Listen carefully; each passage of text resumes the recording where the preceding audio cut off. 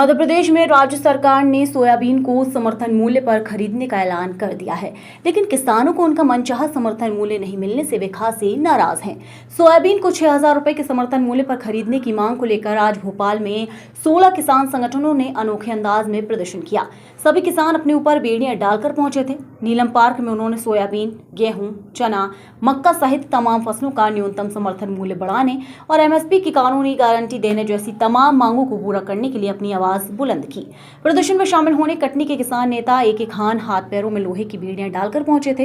किसान नेता ए के खान का कहना है कि किसानों की आय दोगुनी करने का वादा करने वाली सरकार सुन नहीं रही है, बल्कि सरकार पूंजीपतियों के हिसाब से फैसले ले रही है। हमारी मांग है कि सोयाबीन, गेहूं, मक्का, चना सहित तमाम फसलों की एमएसपी किसानों की लागत के हिसाब से तय हो और एमएसपी की कानूनी गारंटी दी जाए।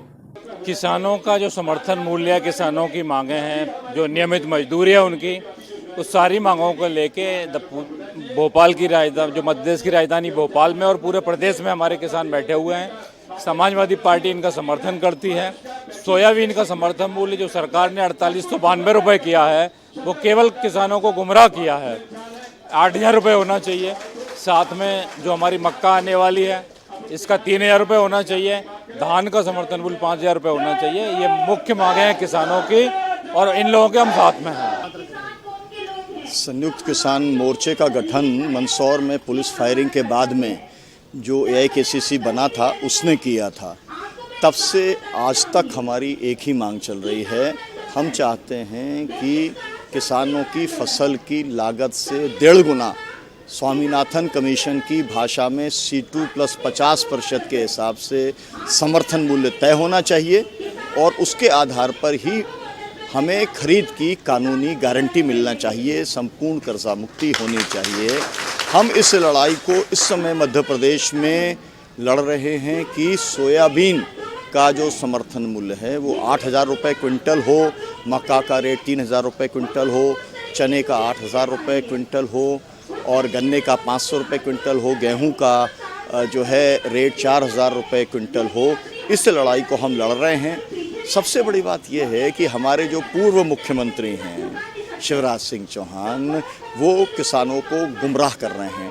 वो भारत की संसद को गुमराह कर रहे हैं। वो ये कह रहे हैं कि हम एमएसपी दे रहे हैं।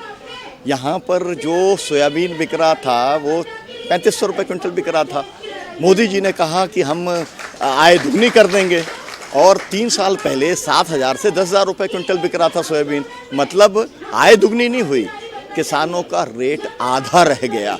इस लड़ाई को जब हमने लड़ा, सरकार ने कहा कि हम समर्थन मूल्य पे खरीदेंगे। कितने पे खरीदेंगे? 4,892 पे खरीदेंगे। कितना खरीदेंगे? पहले कहा कि 40% खरीदेंगे, फिर कहा 20% खरीदेंगे। मतलब कि 100 बोरे में से 20 बोरे खरीदेंगे और 80 बोरे किस रेट पे बिकेंगे? वही 3,500 रुपये क्विंटल।